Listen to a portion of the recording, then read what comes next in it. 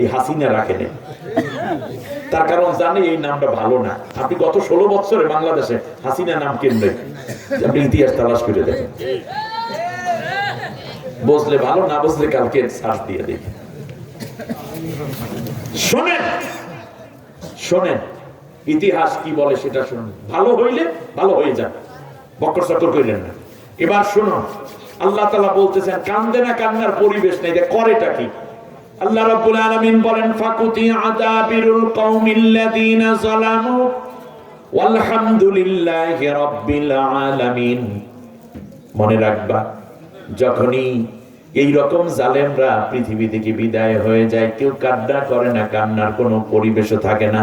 তবে এই তাদের পরাজয় এবং মৃত্যু সংবাদ শুই না কেউ ইন্না লিল্লাহ পড়ে না, সবাই পড়ে আলহামদুলিল্লাহ। আমার কথা না আল্লাহর কথা।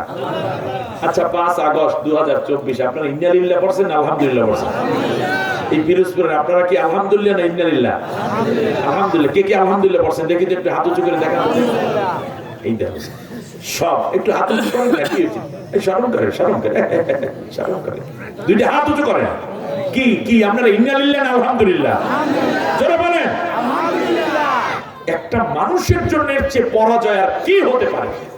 গোটা জাতি ঘৃণা করে যাকে। আমার কাছে আশ্চর্য লাগে কি জানেন, সাইদি সাহেব বলছিলেন বেশি লাফালাফি করবা না, মুসলমানেরা গোড়া ধইরা নাড়া দেবে, দিল্লি গিয়া মামুবাড়ি করবা, ঠিক না বলেন? ঠিক দিল্লি গিয়া পড়ছে। আপনি চিন্তা করেন 26টা প্রজাতন্ত্র, 28টা প্রজাতন্ত্র হইল ভারতে। দিল্লি আছে, হুগলি আছে, পশ্চিমবঙ্গ আছে, কলকাতা আছে, মিজোরাম আছে, এরপর কি বিহার, উড়িষ্যা, পাঞ্জাব, এই তো হায়দ্রাবাদ, কত কিছু আছে। কিন্তু কই একেবারে ঠিক দিল্লি গিয়েই পড়ছে। আজ থেকে 23 বছর আগে আল্লাহর ওলি বইলে গেছেন দিল্লি গিয়া পড়বা, ঠিক দিল্লি থেকে পড়ছে। কিন্তু আল্লাহর একটা ওয়াদা আছে। শুনুন, আমি জানি আমার জাতির লোক, বিশেষ করে পিরোজপুরের কোন হিন্দু, মুসলমান কিংবা কোন বৌদ্ধ, খ্রিস্টান অথবা বিরোধী দল আওয়ামী লীগের লোকেরাও চায় না সাইদি সাহেবের বিরুদ্ধে অত্যাচার করা হোক, ঠিক না বলেন? শুনুন, আপনাদের কলিজায় আঘাত দিচ্ছে, তওবা করে কোরআনের দিকে ফিরে আসেন। জীবনটা তো ছোট্ট একটা জায়গা, কয়দিন আর বাঁচবেন? জালেমের সাথে কোনো আতাত নেই, কথা রাজি? আমার ওসমান হাদি, তার বাড়ি কোথায়? জালকাঠিতে। আমার ওসমান হাদিকে হত্যা করেছে, তাও তো ছাত্রলীগের ছেলেরা। ওসমান হাদি মানে আরেক ছেলে বাংলা। আল্লাহু আকবার। এরা খুনির চতুষ্টি খুনি। শুনেন আল্লাহ তাআলার ওয়াদা শুনেন।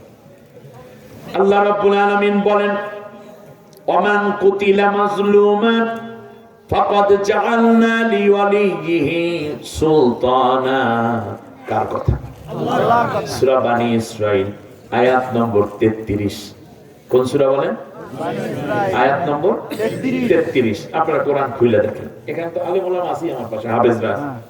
আল্লাহ রাব্বুল আলামিন বলেন যদি কোনো ব্যক্তিকে অন্যায়ভাবে হত্যা করা হয়, আমি আল্লাহ সিদ্ধান্ত নিলাম তাদের উত্তরসূরি, তাদের সন্তান সন্ততি যারা থাকবে তাদের হাতে আমি আল্লাহ রাব্বুল আলামিন রাষ্ট্র ক্ষমতা উঠাইয়া দেই।